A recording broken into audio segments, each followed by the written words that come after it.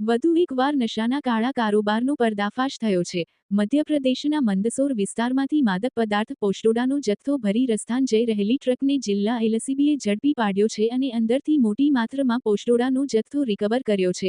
પોલીસે ટ્રકના ચાલક અને ક્લીનરની ધરપકડ કરી વધુ તપાસ હાથ ધરી છે। ગુજરાત પોલીસ દ્વારા છેલ્લા કેટલાય સમયથી ડ્રગ્સ વિરુદ્ધમાં I stand strong against drugs મુહિમ પોલીસ દ્વારા ચલાવવામાં આવી રહી છે અને તેમાં સફળતા પણ મળી છે। ગત રોજ સાંજના સમયે જિલ્લા એલસીબીને બાતમી મળી હતી કે પલસાણા તાલુકાના કડોદરા 4 રસ્તા પર એક ટ્રક ઊભી છે અને તેમાં પોસ્ટોડાનો જથ્થો ભરેલો છે, જેને આધારે એલસીબીની ટીમ ઘટના સ્થળે પહોંચી હતી અને ટ્રકમાં તપાસ કરતા ટ્રક ખાલી જણાઈ હતી। જોકે ઝીણવટભરી તપાસ કરતા પોલીસને શંકા ગઈ અને ચાલક સીટ પાછળ એક ચોરખાનું હોવાનું ધ્યાને આવ્યું હતું। પોલીસે ચોરખાનું ખોલતા પોલીસ પણ ચોંકી ઉઠી હતી। પોલીસને મોટા પ્રમાણમાં પ્રતિબંધિત માદક પદાર્થ પોસ્ટોડાની 80 જેટલી ભરેલી બેગ મળી આવી હતી।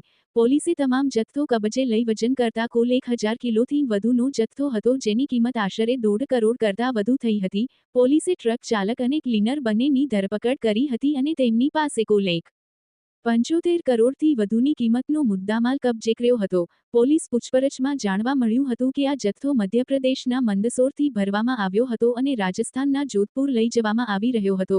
હાલ પોલીસે બંને ઇસમોની ધરપકડ કરી વધુ તપાસ માટે કોર્ટમાંથી રિમાન્ડ મેળવવાની તજવીજ હાથ ધરી છે। જગદીશ સાટિયા, ન્યૂઝ 14 સુરત।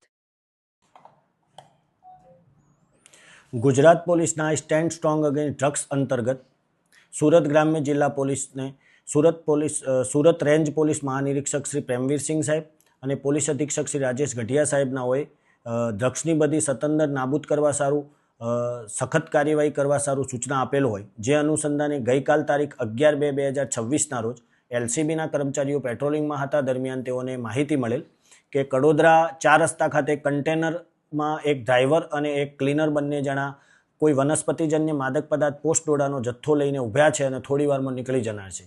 જે આધારે એલસીબીના હેડ કોન્સ્ટેબલ ચિરાગભાઈ અને અમરેતજીએ તાત્કાલિક ત્યાં પહોંચી જઈને પકડી લીધેલ અને એલસીબી કચેરી ખાતે જાણ કરતા એલસીબીના પોલીસ ઇન્સ્પેક્ટર શ્રી એમ.જે. રાઠોડ અને એલસીબીની ટીમે સરકારી પંચોને બોલાવી પ્રાથમિક કાર્યવાહી કરીને અહીંથી કડોદરા 4 રસ્તા જઈ જે તે સ્થિતિમાં કન્ટેનરના ડ્રાઈવર અને ક્લીનરને પકડેલા હોય જે લોકોને પકડી અને પૂછપરછ કરતા પ્રથમ તો તેઓએ ગલ્લા તલ્લા કરતા હતા, પરંતુ ત્યારબાદ તેમને સાથે રાખી કન્ટેનરમાં પાછળના ભાગે ચેક કરતા પાછળનો ભાગ એકદમ ખાલી મળી આવેલ। ત્યારબાદ કન્ટેનરનું કેબિન ચેક કરતા ડ્રાઈવરના કેબિનમાંથી કોઈ વસ્તુ મળી આવેલ નહીં, પણ ડ્રાઈવર સીટના પાછળના ભાગે એક ગુપ્ત ખાનું બનાવેલું હતું કન્ટેનરના અને ડ્રાઈવરના કેબિનના વચ્ચે, જે ગુપ્ત ખાનું લગભગ 8 ફૂટ જેટલું હાઇટ ધરાવતું હતું, 7 ફૂટ પહોળું અને 4 ફૂટ લાંબુ। આ ગુપ્ત ખાનામાં તેઓએ વનસ્પતિજન્ય માદક પદાર્થ પોસ્ટોડાનો જથ્થો ભરી રાખેલ હતો। જે પોસ્ટોડાનો જથ્થાને બહાર કાઢી ગણી જોતા ટોટલ 80 મીણિયાની કોથળીઓમાં પોસ્ટોડાનો જથ્થો ભરેલ હતો, જેને એફએસએલ અધિકારી મારફતે ચકાસણી કરાવતા એમાં માદક પદાર્થ હોવાનું પુષ્ટિ થયેલ। ત્યારબાદ તેનું વજન કરતાં 1034.435 કિલોગ્રામ માદક પદાર્થ પોસ્ટોડાનો જથ્થો મળી આવેલ, જેની કિંમત 1,55,16,000 થાય છે। તેમજ તેમની પાસેથી જે કન્ટેનર મળેલું એની કિંમત 20 લાખ, તેમજ એમની પાસેથી 3 મોબાઈલ મળી આવેલા જેની કિંમત 40,000, રોકડા રૂપિયા 4,930 મળી કુલ 1,75,00,000 થી વધુનો મુદ્દામાલ પોલીસે કબજે કરેલ છે।